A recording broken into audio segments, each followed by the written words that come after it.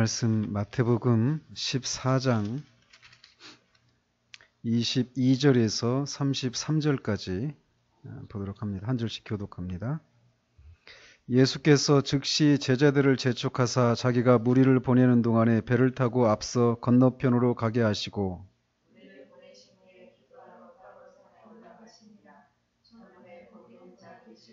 배가 이미 육지에서 술이나 떠나서 바람이 거스름으로 물결로 말미암아 고난을 당하더라.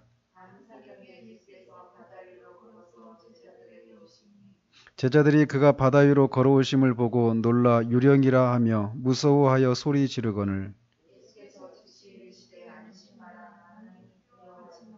베드로가 대답하여 이르되 주여 만일 주님이시거든 나를 명하사 물 위로 오라 하소서 하니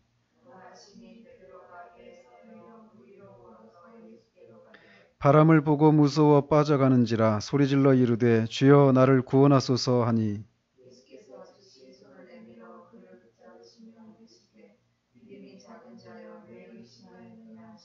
배에 함께 오름에 바람이 그치는지라 배에 있는 사람들이 예수께 절하며 이르되 진실로 하나님의 아들이로소이다 하더라. 아멘.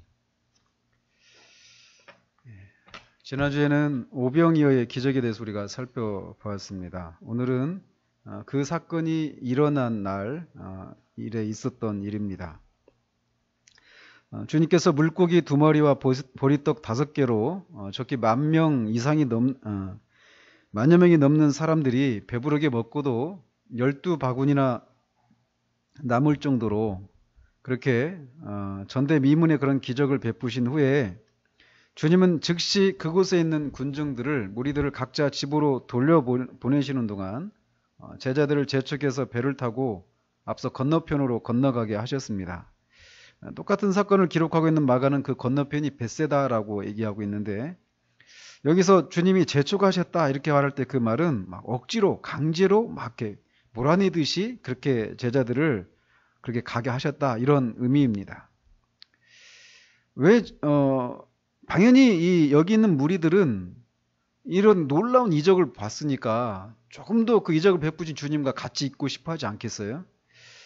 그런데 주님은 이 큰 기적을 베푸신 후에 이렇게 즉시 거의 강제적으로 제자들을 군중들로부터 떼놓고 무리들을 집으로 보내셨단 말이죠. 왜 그랬는가라는 겁니다. 일반적인 상황을 살펴보면 지난주에도 살펴본 대로 이때는 이미 해가 저물기 시작했던 때예요. 그리고 여기 이 지역은 마을에서 떨어진 한적한 곳이었단 말이죠. 그래서 이 사람들이 시간이 더 늦어지기 전에 무리들을 더 빨리 집으로 돌려보내야만 했기도 했습니다. 그러나 마태가 기록하고 있지 않지만 요한은 이 사건을 이 오병이어의 사건은 이 사복음서에서 다 기록되어 있는데 요한은 이 사건을 목도한 이 무리들이 주님을 억지로 자기들의 임금으로 삼으려고 했다라고 하는 것을 기록하고 있습니다.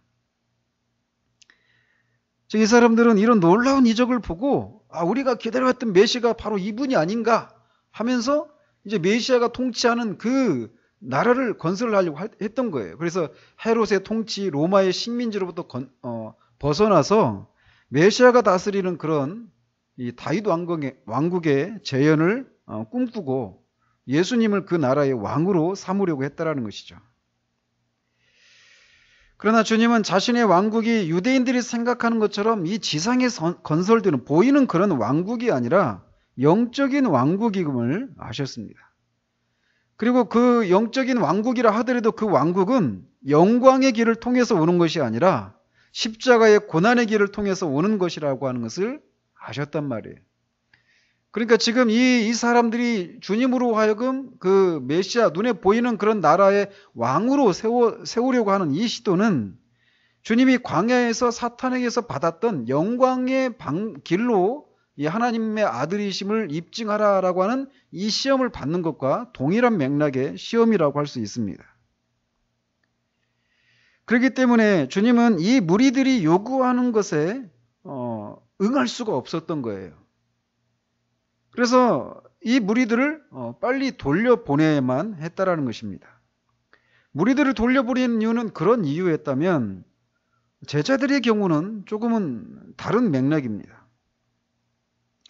제자들이 아마 분명하게 주님이 보리떡 5개와 물고기 2마리를 놓고 축사하시고 나서 이걸 각자 제자들에게 12명의 그 제자들에게 바구니 하나씩 갖고 있었겠죠. 그걸 나눠주면 그들이 가져갈 때마다 이게 막 계속 불어나서 사람들이 먹고 배부르게 되는 일들이 있었단 말이죠.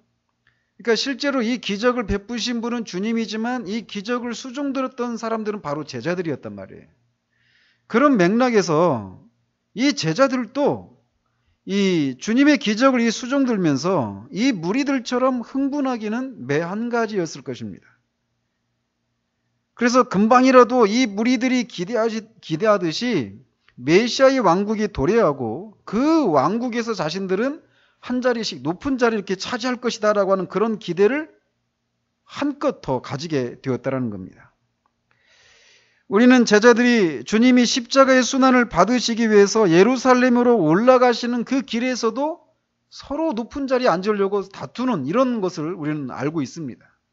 심지어는 주님이 부활하시고 승천하시는 그 자리 가운데서도 하나님의 나를 주님의 나를 다시 회복할 때가 이때 어느 때입니까? 이렇게 물으면서 여전히 그들의 시선이 주님이 생각하는 그런 영적인 개념의 하나님 나라가 아니라 여전히 당시 유대인들이 가지고 있었던 그 한계를 벗어나지 못하고 있는 그런 모습을 보여주고 있단 말이에요. 따라서 주님은 이런 제자들이 지금 이 무리들이 생각하는 것처럼 그런 나라를 건설하고 주님이 그 나라의 왕이 되시고 자신들은 거기에서 어떤 높은 자리를 차지할 것이다라고 하는 그런 헛된 야망을 가지고 있었다라는 겁니다.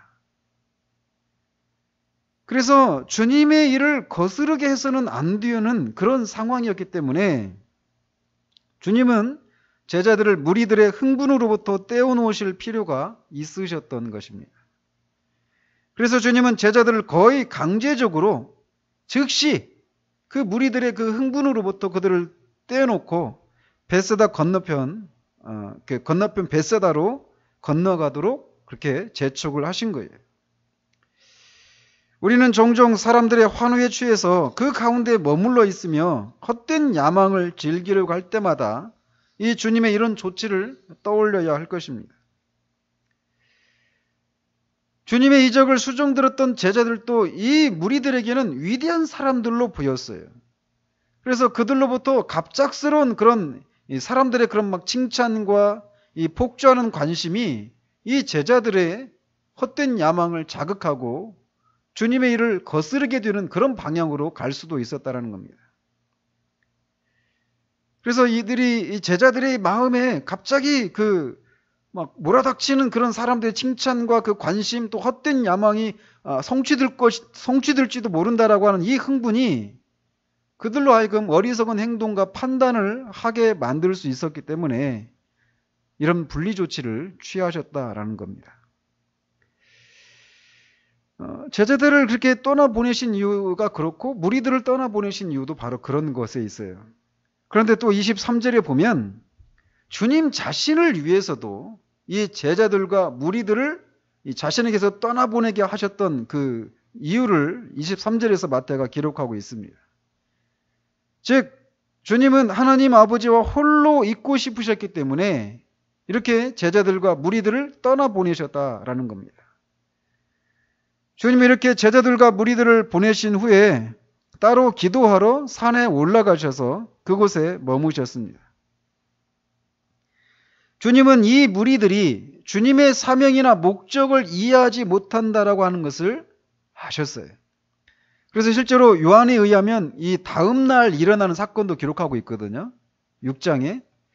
그래서 이렇게 바로 하루 전에 주님을 임금으로 삼으려고 했던 사람들에게 이제 그 오병이어가 가리키는 그 궁극적인 의미가 바로 생명의 떡이신 주님을 먹고 그분의 피를 마셔야만 영생을 얻을 수 있다라고 하는 이 복음을 전하자 그들이 결국은 다 떠나가 버리거든요.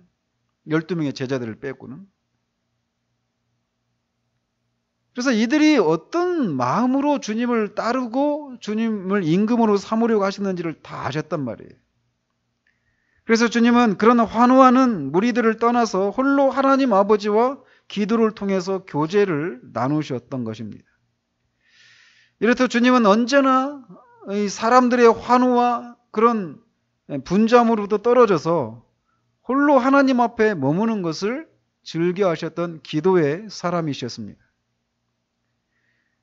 폴 워셔는 말하기를 설교하는 것은 사람들에게 인기를 얻을 수 있는 것이기에 사람들이 좋아한다라는 거예요. 설교를 잘하고 그러면 사람들한테 칭찬받고 인정을 받잖아요. 그죠?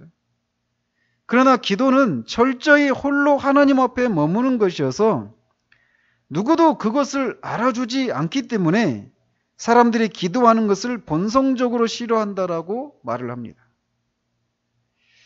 그러나 주님은 지상에 계시는 동안 그 많은 사람들의 환호를 떠나서 홀로 주님 앞에 머무는 것을 즐겨하셨던 분이라고 하는 것을 우리에게 보여주고 있습니다.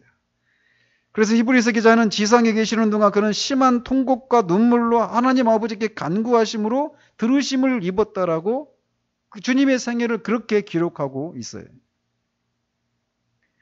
제자들을 택할 때도 밤을 새서 기도하셨고 십자가의 고난을 앞두고도 주님은 기도하셨습니다. 주님이 이 밤에 무엇을 위해서 기도하셨을까요? 아무도 그것을 기록하고 있지는 않아요. 그렇지만 분명한 것은 방금 전에 그 상황들을 놓고 기도하셨을 것이라고 우리가 충분히 추론할 수 있습니다. 무리들이 주님을 임금 삼으려고 하는 것은 말씀드렸던 것처럼 마귀가 광야에서 했던 그 영광의 길을 통한 하나님 나라의 도래를 꾀한다라고 하는 측면에서 일종의 시험이었던 거예요. 또한 이 시험은 제자들에게도 영향을 미치는 그런 종류의 것이었습니다. 따라서 주님은 제자들이 주님의 사명과 목적을 이해하고 깨달을 수 있도록 그들을 위해서 기도하셨을 것이 분명합니다. 그들을 그런 시험으로부터 건져주시기를 위해서 기도하셨을 거라는 거죠. 나중에도 보면은 주님이 잡히시기 전에 그 제자들을 위해서 기도하시잖아요. 사단이 막 밀가부로도 막 제자들을 요구할 때 그 시험에 빠지지 않도록 기도했다라고 말씀하시잖아요. 주님은 이렇게 기도하심으로써 자신에게 밀려온 시험을 이기셨을 뿐만 아니라 제자들을 위해서 기도하심으로 그들을 시험으로부터 건져주시기를 위해서 기도하셨습니다. 이렇게 기도라고 하는 것은 하나님과 홀로 기도하면서 하나님과 홀로 머무는 것에서 그리스도인의 삶의 능력이 나온다라고 하는 것을 우리는 알 수 있습니다. 한편 주님이 이렇게 산에서 하나님 앞에 홀로 기도하시는 동안 배를 타고 벳세다로 건너가던 제자들에게는 큰 위기가 찾아왔습니다. 제자들이 탄 배는 육지에서 약 술이나 되어 있는데 거기 다른 성경과 조합해서 보면 육지로부터 한 4km에서 6km 정도 이렇게 떨어진 바다 갈릴리 바다 이 한복판에 그들이 있었다라고 기록되어져 있습니다. 그런데 바람이 막 너무 거세게 불어서 파도가 크게 치고 흔들리면서 그들이 큰 위기에 빠져 있었습니다. 바람이 가고자 하는 방향에서 맞바람이 이렇게 불어서 막 노를 저으면서 앞으로 나가려고 했지만 그 거센 바람 때문에 앞으로 나가지 못하고 파도가 막 배 안으로 몰아쳐서 배 안에 있던 제자들은 큰 위기에 빠지게 되었습니다. 전에도 풍랑을 만난 적이 있었지만 그때는 주님이 제자들과 함께 계셨어요. 그렇지만 이번 경우에는 주님이 그들과 함께 계시지 않으십니다.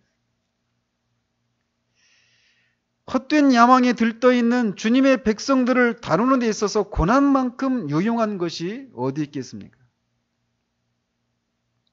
지금 제자들이 처한 상황은 잠시 동안 그들이 가졌던 야망의 흥분한 마음과는 사뭇 거리가 먼 절박한 상황이었습니다.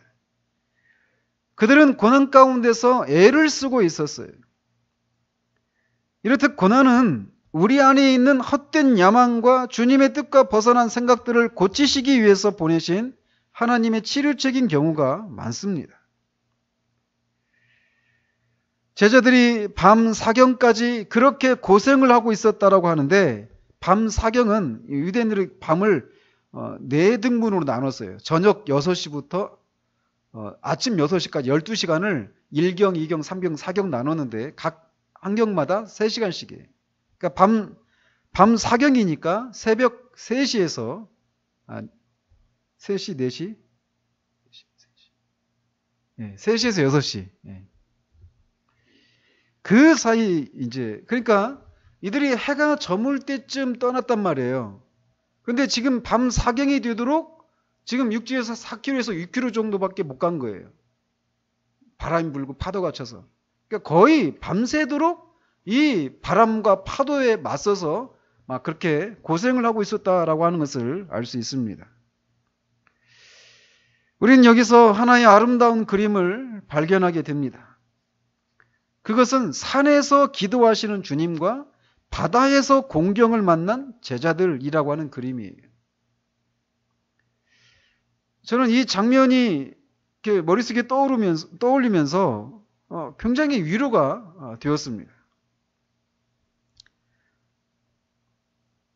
지금도 우리는 이 세상이라고 하는 바다를 통과하면서 예기치 않은 환난과 공고함을 겪게 됩니다. 그런데 이 땅에 계시는 동안 산에서 기도하시던 주님이 지금도 하나님 보좌 우편에서 우리를 위해서 기도하신다라고 하는 것을 이런 장면을 통해서 우리가 엿볼 수 있다는 겁니다. 주님이 고난의 현장에 안 계셨지만 제자들의 상황을 모르시거나 무시하신 것이 아니었다라는 거예요. 고난을 통해서 이루려고 하셨던 소기의 목적이 이루어지면 주님은 나타나셔서 그들의 백성을 도우시고 건지신다라는 겁니다. 밤 사경은 새벽 3시에서 6시 사이 정도 됩니다. 밤새도록 고난을 겪으며 이제 거의 새벽이 가까우려고 하는 그 시간에 주님은 고난을 당하고 있는 제자들에게 나타나셨습니다. 주님은 산에서 기도하시면서 제자들의 상황을 알고 계셨던 거예요. 그리고 바로 그들이 그 절체절명의 그 위기 가운데 있을 때 아주 그 적시에 나타나셨다라는 겁니다.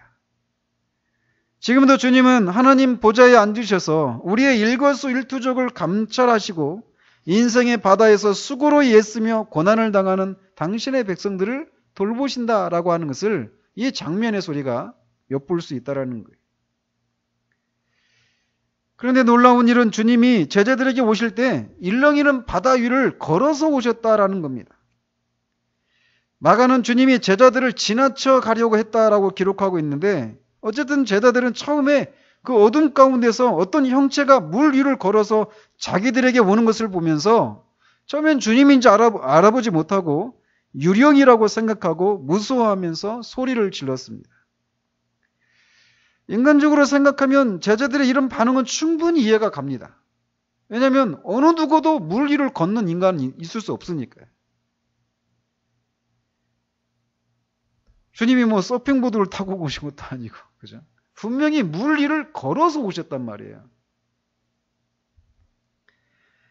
지난주에도 오병이어의 사건이 유월절을 얼마 앞두고 광야에서 일어난 일이라고 말씀드렸잖아요. 그래서 그들 중에 어떤 사람들은 이 유월절을 지키기 위해서 예루살렘으로 가고 있는 그런 사람들도 있었어요. 그 무리들 중에는. 그렇기 때문에 이 다음날 요한복음 6장에서 기록하고 있는 것처럼 오병이의 사건이 일어난 다음날 이 무리들이 다시 예수님을 따라오잖아요. 근데 거기서 주님이 그들이 만나를 끄집어낸단 말이에요. 만나에 대한 얘기를. 즉 이들은 이 광야에서 이 보리떡 5개와 물고기 2마리를 먹는 이 놀라운 이적을 경험하면서 이 자신의 조상들이 광야에서 만나를 먹었던 그 사건을 떠올렸던 것처럼 지금 이렇게 바다 위를 걸으시는 이 장면도 이스라엘 백성들이 모세가 이스라엘 백성들을 끌고 홍해 앞에 섰을 때 홍해가 갈라져서 마른 땅을 걸어갔던 그 장면을 떠올리기에 충분합니다. 모세는 하나님의 초자연적인 능력으로 바다 한가운데로 난 마른 땅을 건너갔지만 주님은 자신의 능력으로 중력의 법칙을 깨고 바다 위를 걸으셨습니다. 바다를 창조하신 주님은 바다를 친히 다스리시는 주님이시다는 거죠. 따라서 여기서도 역시 주님은 그분이 신성을 지니신 분이심을 이것을 통해서 드러내고 계십니다. 그래서 33절에서 보듯이 이 사건은 제자들이 주님을 하나님의 아들로 신앙을 고백하는 최초의 사건이 됩니다. 제자들은 풍랑이 있는 바다 위를 걸어오시는 주님을 보고 유령이라며 놀라 소리쳤는데 아마도 자신들을 데리러 온 어떤 저승사자 일테면 아무튼 그런 어떤 영적인 어떤 존재로 생각했을 것이 분명합니다. 그래서 순간 그들은 죽음의 공포를 느꼈을 것입니다. 죽음의 공포를 능가하는 공포가 어디 있겠습니까? 가난의 문제, 우리가 이 땅에서 겪는 어떤 두려움보다도 가장 큰 두려움이 죽음에 대한 공포예요. 그렇게 두려워 떨고 있는 제자들에게 주님은 즉시 안심하라, 나니 두려워하지 말라라고 말씀하십니다. 여기서 나니라고 번역된 말은 헬라어로 에고에이미입니다. 이게 뭐냐면 나는 나다 이런 말이에요. 어디서 많이 들어본 듯한 표현 아니에요? 바로 모세에게 나는 스스로 있는 자다라고 말씀하셨던 그 여호와의 이름입니다. 바로 자신이 그런 분이라는 거예요. 그리고 병자들을 고치고 귀신을 쫓아내시고 파도를 잠잠케 하시고 몇 시간 전에도 오병이어의 기적을 베풀었던 바로 나. 그리고 지금 두려움에 떨고 있는 너희들을 내 제자로 불렀던 바로 나다라고 주님이 말씀하시면서 안심하고 두려워하지 말라라고 말씀하십니다.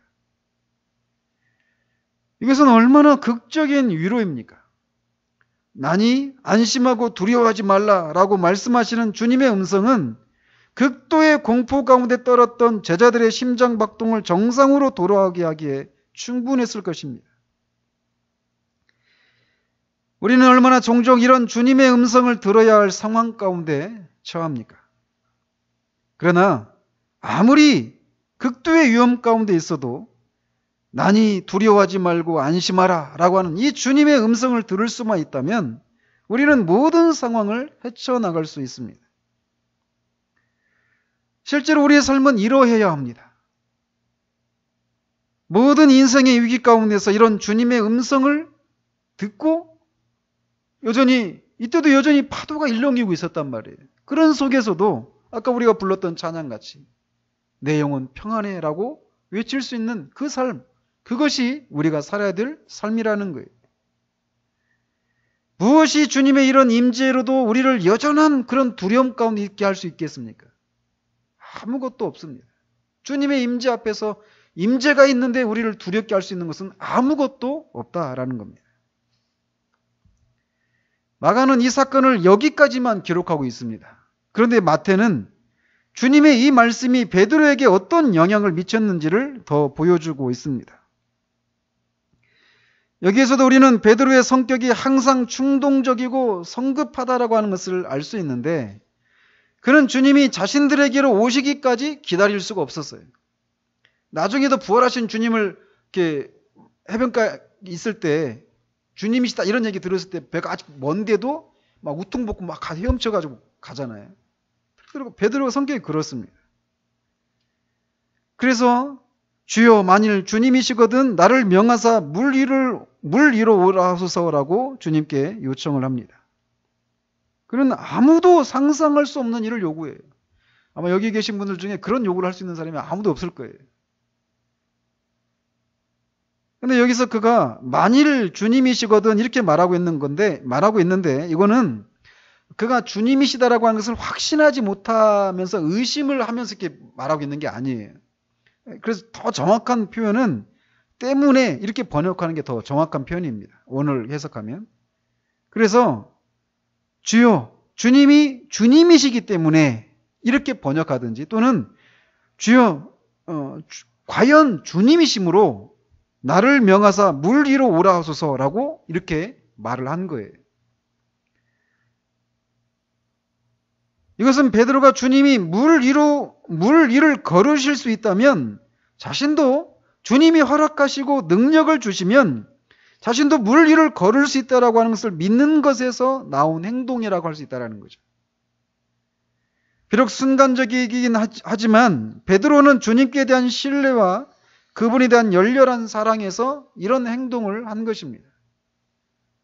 그러자 주님이 오라라고 하시자 베드로는 배에서 내려서 물 위로 걸어서 예수님을 향해서 걸어갔습니다.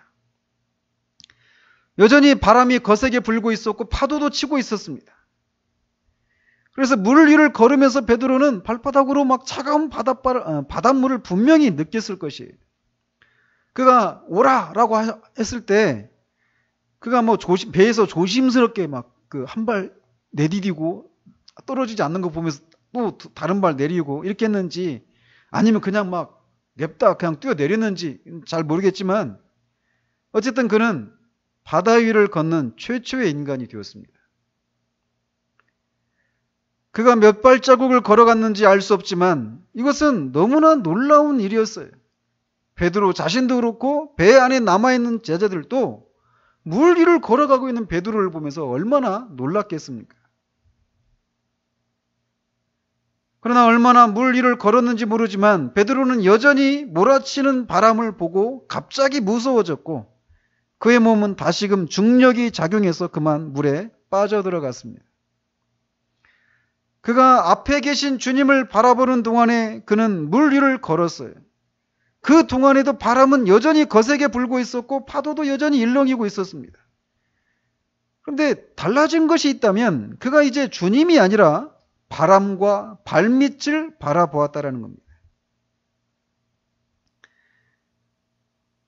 그의 믿음이 사라진 것은 아니지만 그 순간만큼은 바닷속으로 빠져들어갈지도 모른다라고 하는 두려움을 이겨낼 만한 믿음이 부족했던 거예요. 방금 전까지 그는 주님을 신뢰하며 주님을 응시하며 걸어 나갔지만 주님이 아닌 주변의 환경을 바라보았을 때 그는 물속에 빠져들어가면서 조금 전에 느꼈던 죽음에 대한 공포를 다시 느꼈습니다. 그래서 도저는 믿음이란 구원하시는 하나님을 향한 한 영혼의 지속적인 주시다 이렇게 정의를 내리는 거죠. 즉 우리가 주님을 바라보면 거센 바람과 일렁이는 파도 속에서도 두려움이 없이 지날 수 있지만 주님이 아닌 주변을 바라볼 때 우리 안에 있는 평강은 깨어지고 두려움이 우리를 삼키고 만다라는 겁니다. 물에 빠져 들어가는 베드로는 헤엄을 잘 치는 어부였지만 그가 가지고 있는 능력도 이 순간에는 아무런 소용이 없었습니다. 배에 남아있던 동료들도 그런 그를 도와줄 수 없었습니다. 그는 스스로 그 상황에서 벗어날 수가 없는 그런 절체절명의 위기 가운데 있었던 거예요. 그래서 그는 물에 빠져들어가면서 주여 나를 구원하소서라고 소리 지릅니다.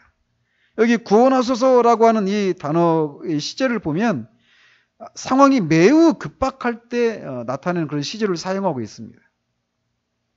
저도 예전에 한번 이 바다에 빠져서 죽을 뻔한 위기가 있거든요. 순간적으로 이렇게 하면 죽겠구나. 그런 둘이 확 밀려볼 때 아무 생각도 안 납니다. 그는 지금 절박하고 이 자기 절망 가운데서 주님께 구원을 호소합니다. 베드로의 나를 구원하소서라고 한 이 말은 1차적으로는 자신의 몸을 물에서 구원해 달라라고 한 말이지만 이 말은 한 영혼이 자신의 죄에서 벗어나려고 하지만 스스로의 능력으로 벗어날 수 없는 것을 깨닫고 절망 가운데 주님께 구원을 호소하면서 부르짖는 모습을 연상시킵니다.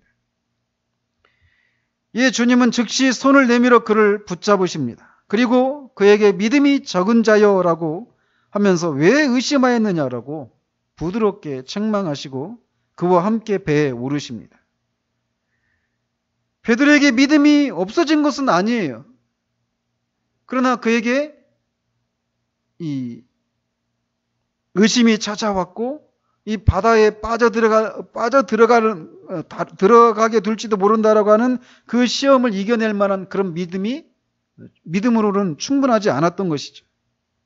그래서 주님은 그를 믿음이 적은 것에 대해서 책망을 하시고 그와 함께 배에 오르십니다. 그러자 그때까지 불던 바람이 그칩니다. 그러자 배에 있던 제자들이 예수님께 절하며 진실로 하나님의 아들이로소이다라고 주님께 경배를 합니다. 아마 베드로도 이 제자들의 그 경배에 동참을 했을 거예요. 다른 제자들과는 달리 물에 흠뻑 젖은 채로. 그죠? 우리는 이 장면에서 베드로라고 하는 인물이 얼마나 갑작스럽게 막 높이 솟았다가 깊이 떨어지는 그런 사람인가를 우리는 엿볼 수 있습니다. 핸드릭슨이라고 하는 신학자는 베드로라고 하는 사람은 매우 재미있는 사람으로서 중간이 없는 사람인 것 같다고 이 재미있는 평가를 내립니다. 중간이 없는 사람. 좋을 때는 한없이 좋고 나쁠 때는 한없이 나쁜. 주님을 처음 만났을 때 그가 죄에 대해서 자각하는 거 얼마나 놀랍습니까? 주여 나는 죄인이로소이다. 나를 떠나소서. 자기는 자기 자신이 거룩하신 주님의 그 신성 앞에서 정말 죄인이어서 하나님 그 주님 앞에 설 수도 없는 그런 존재라고 하는 것을 깨닫고 그런 극한 겸손을 보여요. 그런데 주님이 잡히시기 전날 밤에 모든 사람이 나를 다 떠나갈 것이다. 이렇게 하니까 다른 사람은 몰라도 나는 끝까지 죽는 데까지 주님을 따르겠습니다. 아니다. 네가 오늘 나를 3번 부인할 것이다. 닭이 2번 울기 전에. 절대 그렇지 않겠다라는 거예요. 그런데 우리는 그 결과를 알잖아요. 그리고 그렇게 용기 백배했던 이 베드로가 그렇게 주님을 부인하고 주님과 눈이 마주치잖아요. 그러니까 밖에 나가서 막 슬피 울죠. 그 우는 장면도 아주 대성통곡 하듯이 이 장면도 막 굉장히 높아졌다가 굉장히 꼬꾸라졌다가 이런 게 굉장히 심합니다. 그런 모습들을 봅니다. 그 16장에서도 보면은 너희는 나를 누구라 하느냐 이렇게 물었을 때 주님이 베드로가 주는 그리스도시요 살아계신 하나님의 아들이시니이다. 그러면서 주님이 막 칭찬하시잖아요. 이것을 알게 하는 혈육이 아니라 하늘에 계신 아버지가 널 이것을 알게 하셨다. 아무도 이런 고백을 한 적이 없어요. 베드로가 최초의 신앙 고백을 했거든요. 주님에 대해서. 그런데 이어서 주님이 이제 십자가의 고난을 예고하니까 그런 일은 절대로 있을 수 없습니다 하면서 막 힐난한단 말이에요. 주님으로부터 사탄아 내 뒤로 물러가라. 이거 얼마나 큰 반전입니까? 베드로가 그렇습니다. 잡혀지기 전날 밤에 주님이 제자들의 발을 하나씩 씻기잖아요. 베드로 차제가 되니까 절대 내 발을 못 씻깁니다. 말리죠. 이렇게 안 하면 너와 나와 아무 상관이 없다 그러니까 막 금방 또 바뀌어서 내 발뿐만 아니라 손과 머리까지도 씻겨달라고. 베드로가 이렇습니다.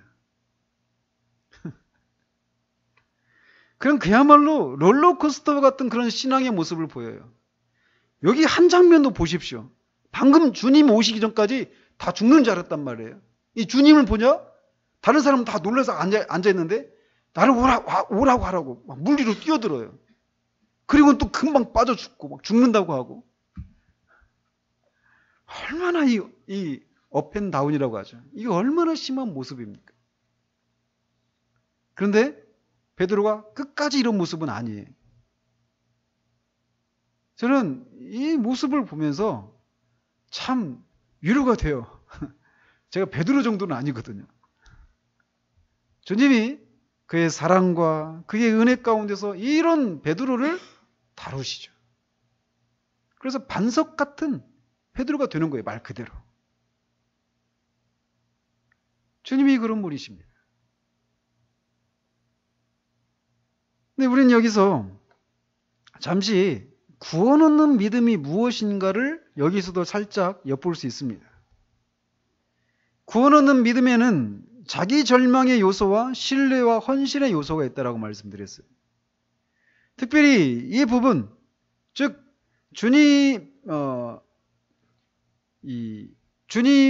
물 위를 걸어오실 때 베드로가 만일 주님이시거든 나를 명해서 물 위로 나를 이렇게 오라고 해달라고 이렇게 했을 때 뛰어들잖아요. 그 모습이 바로 주님을 신뢰하는 것이 무엇인가를 너무나 잘 보여주고 있는 그런 장면이라는 겁니다. 만약 주님께서 배 안에 있는 제자들에게 지금 물 위를 걸어오시면서 내니 안심하고 두려워하지 말라 이렇게 말씀하시고 제자들이 주님을 알아봤어요. 여전히 주님은 물 위에 또 계십니다. 그래서 만약에 주님이 얘들아 내가 지금 물 위를 걷는데 너희들도 내가 너희들에게 물 위를 걷게 한다면 너희들도 걸을 수 있다라고 하는 것을 믿느냐라고 물었다라면 아마 다 예 믿습니다라고 했을 것입니다. 그렇다면 믿는다면 뛰어내려봐라. 뛰어내리는 것이 바로 신뢰하는 거예요. 주님의 말씀을 믿고 뛰어내리는 거. 이게 바로 신뢰 요소라는 겁니다. 얼마든지 지적으로 동의할 수 있습니다. 예, 주님이 명하시면 우리도 그렇게 할 수 있습니다. 말할 수 있어요. 지적으로 동의할 수 있습니다. 그러나 실제로 뛰어드는 것이 신뢰하는 거예요. 예수님이 하나님의 아들이시고 그분이 절망적인 상태 가운데 있는 죄인인 우리를 대신해서 십자가에서 대신 죽으시고 부활하셨다라고 하는 것과 그분을 믿으면 구원을 받는다라고 하는 것을 믿는다고 얼마든지 지적으로 동의할 수 있습니다. 그러나 그분을 믿고 그분을 신뢰하고 자신을 그분께 의탁하는 것이 없다면 이렇게 베드로가 그 주님의 말씀을 믿고 주님의 능력을 믿고 물 위로 실제로 뛰어드는 것 같은 그런 신뢰와 주님께 자신을 전적으로 의탁하는 이런 것이 없다면 그 믿음은 진짜 구원에 이르는 믿음이 아니라는 것이죠. 역사적인 믿음에 불과하다라는 거예요. 지적인 동의에 불과한 그런 믿음이라는 겁니다.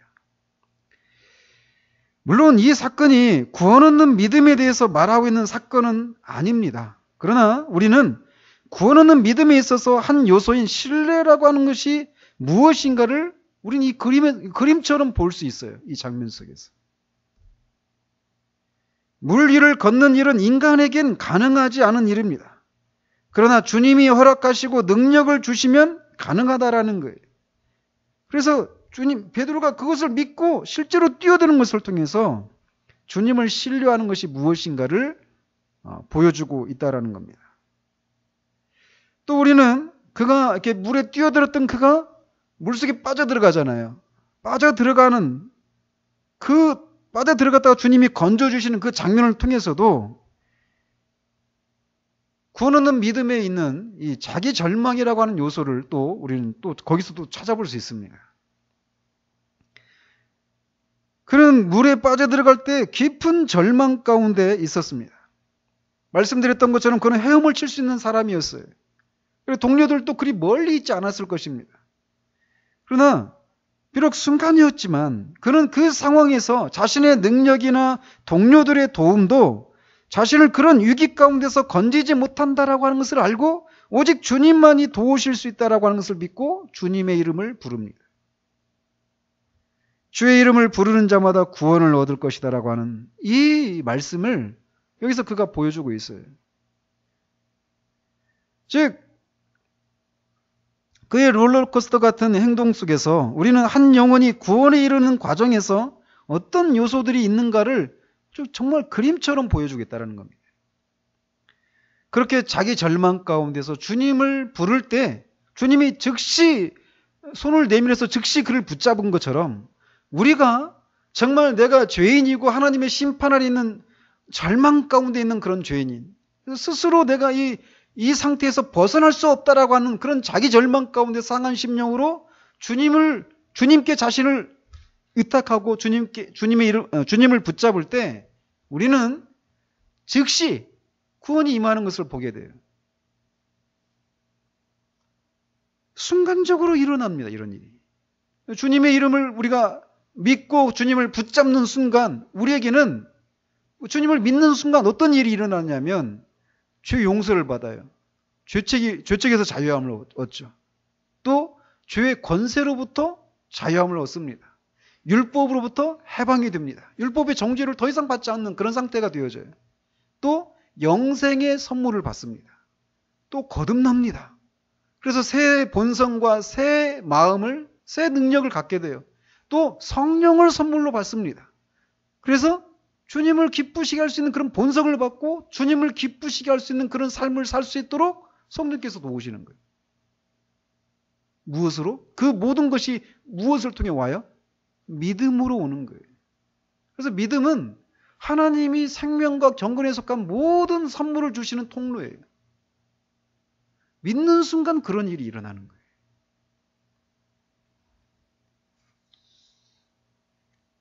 이 상황은 정말 한편의 드라마 같은 상황 아닙니까?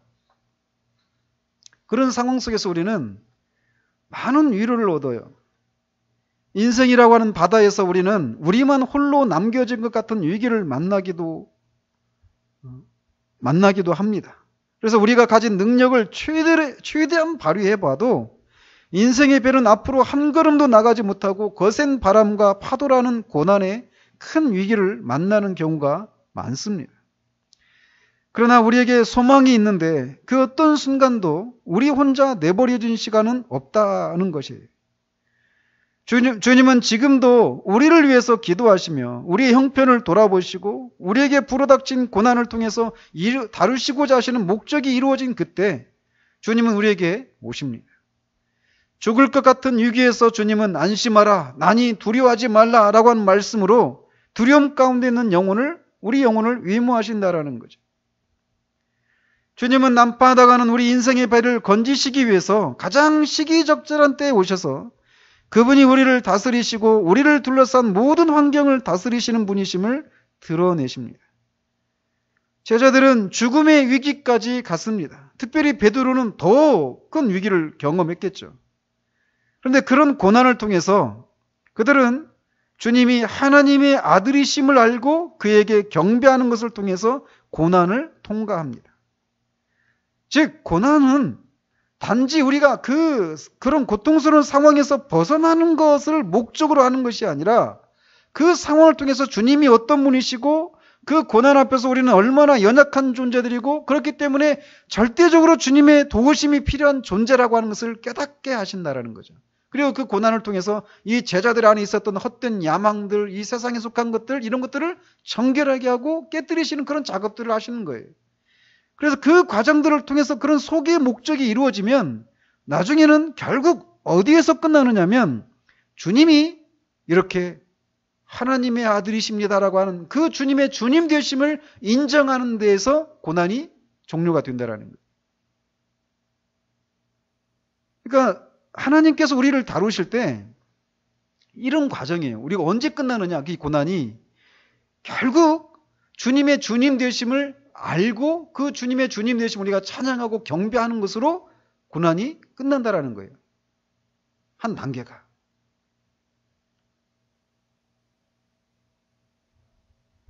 우리는 얼마나 더 이 세상에서 남아서 주님을 섬기고 우리의 이웃을 섬겨야 하는지 모릅니다.